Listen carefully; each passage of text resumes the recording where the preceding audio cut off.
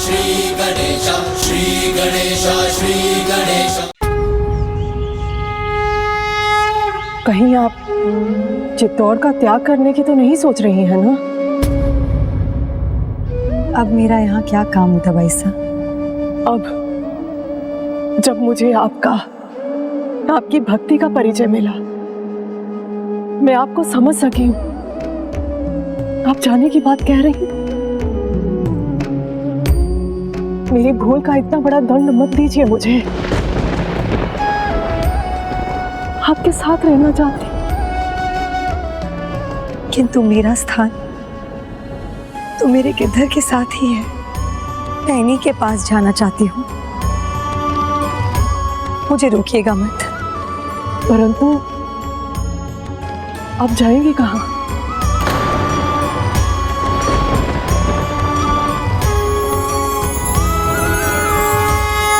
अपने गिरधर गोपाल की खोज में। परंतु कहाँ? वहीं जहां से मेरी भक्ति यात्रा की शुरुआत हुई थी। मैं अपने मायके जाना चाहती हूँ। उदा भाई साहब, क्या आप संदेश भिजवा देंगी कि मुझे वहां से कोई लेने आ जाए? मैं भी आपके साथ चलूंगी। तो फिर तैयारी कर लो चंपा।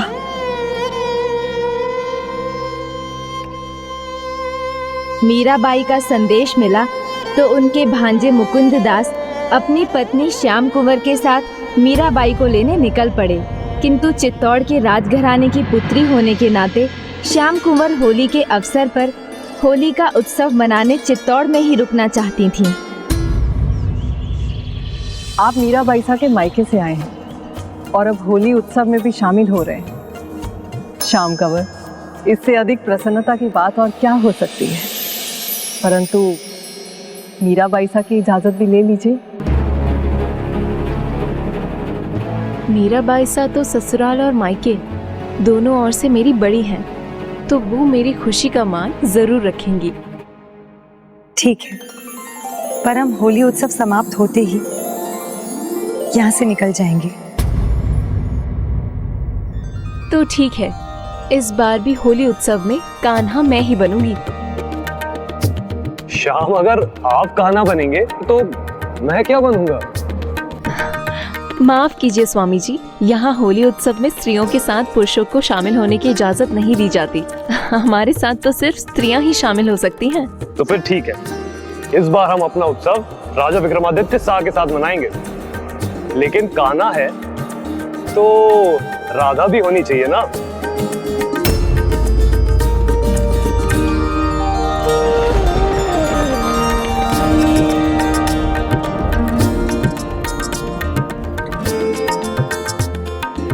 कान्हा की राधा मीराबाई के अतिरिक्त और कौन हो सकती है भला? इतने समय बाद तो मैं भी समझ गई हूँ कि जो प्रेम राधा और कृष्ण जी का था, वही प्रेम मीराबाई सा और उनके गिरधर गोपाल का है। हमारा मन रख लीजिए, मना मत कीजिएगा भाभी साहब। कान्हा मैं हूँ, मुझे रिझाना पड़ेगा आपको, सोच लीजिए। उसकी चिंता मत कीजिए। अपने गिरधर गोपाल को अपने पास बुलाने के लिए उनकी मीरा हमेशा व्याकुल रहती है।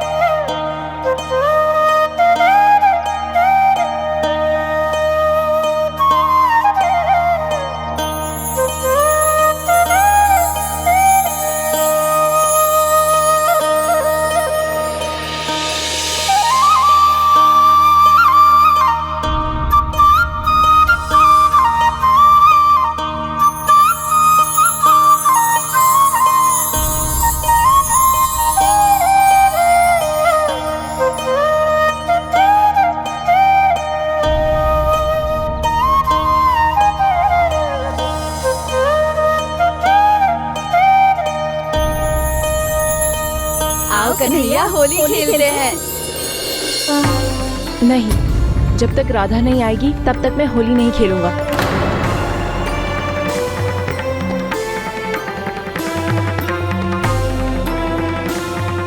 राधा? कहाँ है राधा? कहाँ है राधा? राधा? राधा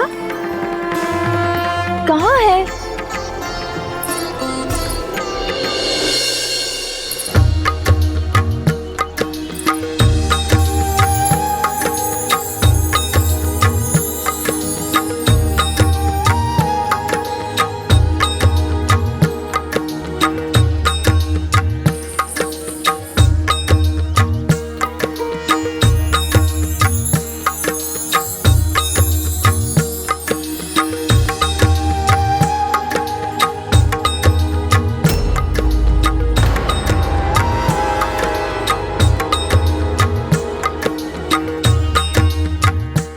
मीरा भाभी सा सुहागन के श्रृंगार में।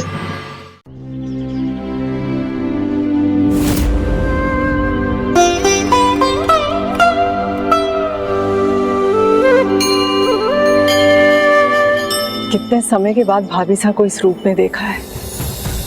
कितनी सुंदर लग रही है।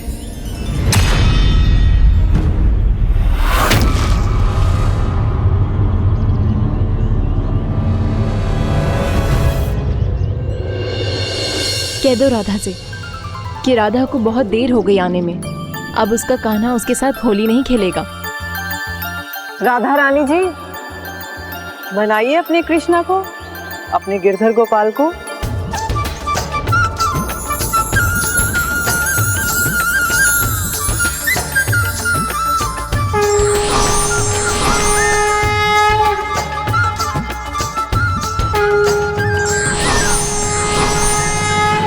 जैसे अपनी राधा के पास आ जाते थे वैसे ही अपनी मीरा के पास भी आ जाइए ना गिरधर, वरना आपकी मीरा होली किसके साथ खेलेगी।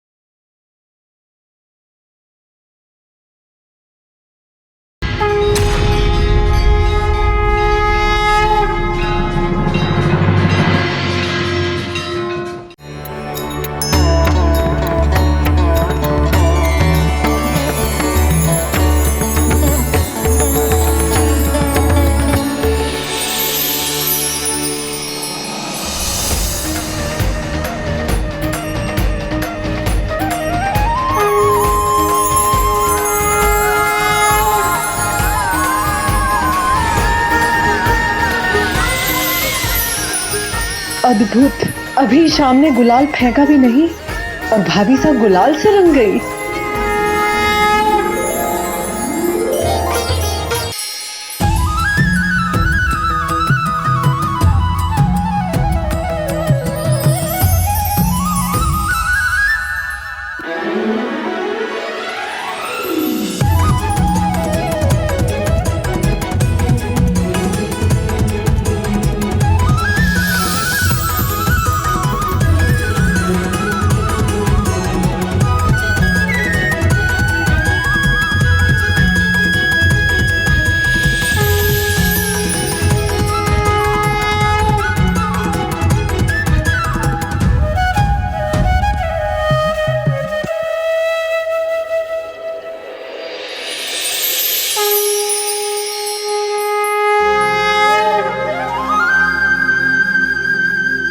मेरे प्रभु, मेरे स्वामी, मेरे गिरधर गोपाल, आज आपने यहाँ आकर मुझे कृतार्थ कर दिया।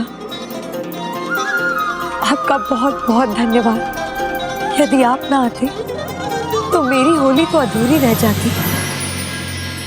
आप तो मुझे अपने साथ लेकर ही नहीं जाते। बहुत तरसा रहे हैं मुझे, पर अब मैं नहीं रुकूंगी। मैं ही आपके पास आने की यात्रा आरंभ करूंगी। जो जब जैसे होना है वो वैसे ही अपने समय पर होगा।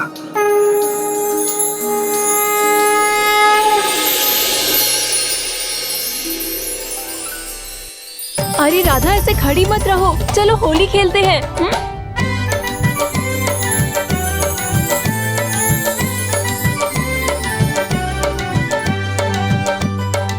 भाभी साहब, भाभी साहब,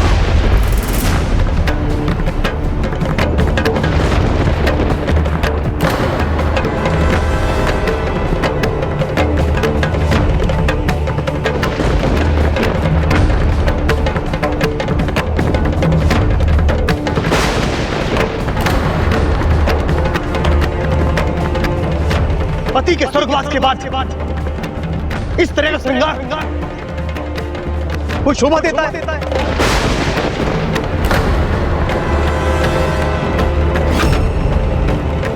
लगता है यहाँ आप ही नहीं सभी इस बात को भूल चुके हैं।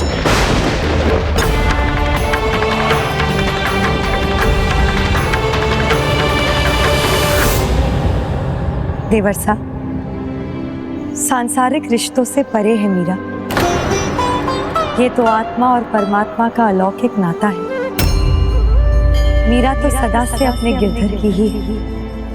मैं आज भी उनकी सुहागन, मैं आज भी उनकी सुहागन। पर मुझे पता है आप मेरी बात पर विश्वास नहीं करेंगे, इसीलिए जो मैं कह रही हूँ वो आप कभी समझ ही नहीं सकते। तो अब मैं आपकी चिंता का कारण नहीं बनना चाहती। मैं आज ही चित्तौड़ छोड़कर चली जाऊंगी। मैं आज ही चित्तौड़ छोड़कर चली जाऊंगी।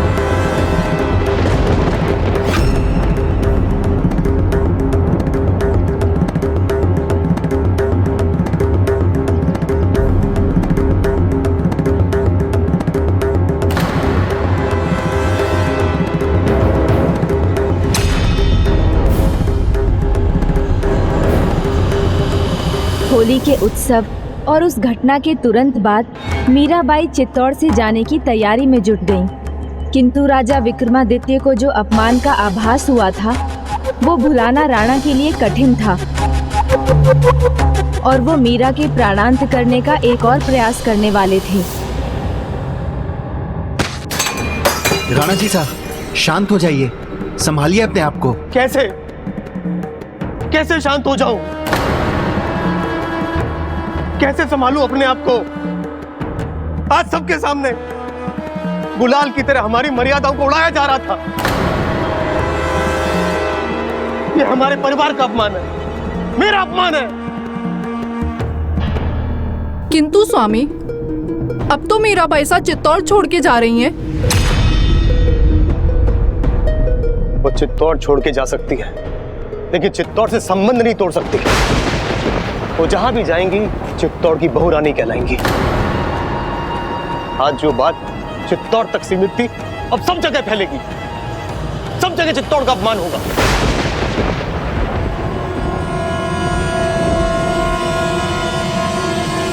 दयाराम, इस समस्या को जड़ से खत्म करना होगा और जल्द से जल्द। नहीं स्वामी, उन्हें हानि पहुंचाने की कोशिश करने की भूल आप पहले भी कर चुके हैं।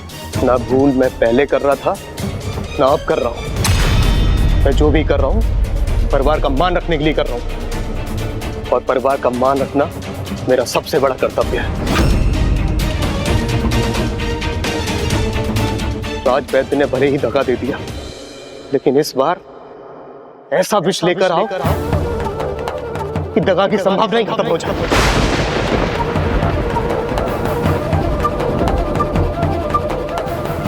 समझ गया, पिछली बार विष मंगवाया था तो उसके साथ छेड़छाड़ हुई थी। इस बार इसके स्रोत को मंगवाओ, सबसे जहरीला सांप। किंतु स्वामी, बस, जो निर्णय मैं ले चुका हूं उस पर अमल भी करूंगा। आपका कुछ भी कहना सब व्यर्थ है। दयाराम जल्दी ही विषैले सांप ले आया और मीरा के चित्तौड़ छोड़ने के पहले राजा विक्रमादित्य उनके लिए मृत्यु के द्वार खोलने वाला ये उपहार तैयार कर चुके थे। ये लो बिंदिया, इसे ध्यान से ले जाना, और ये टोकरी सिर्फ मीराबाई सा ही खोलें, ध्यान रखना। और उनसे कहना राणा सा ने उनके लिए पुष्पमाला और शालिग्राम भेजा है।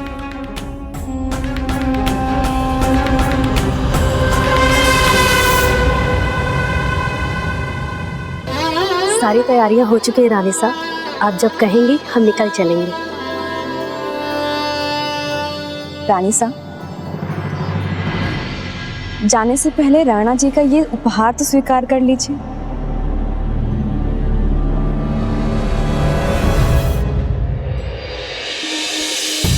इसमें उन्होंने आपके लिए फूलों का हार और शालिग्राम भेजे हैं। लगता है वो क्रोध भूल गए हैं। उन्होंने उपहार भेजा, मुझे अच्छा लगा। जरा इसे खोलो। पर ये भेंट तो उन्होंने आपके लिए भेजी है ना, मैं इसे कैसे खोल सकती हूँ? मेरा आदेश है, उसे मानकर खोलो। क्या हुआ? खोलो इसे।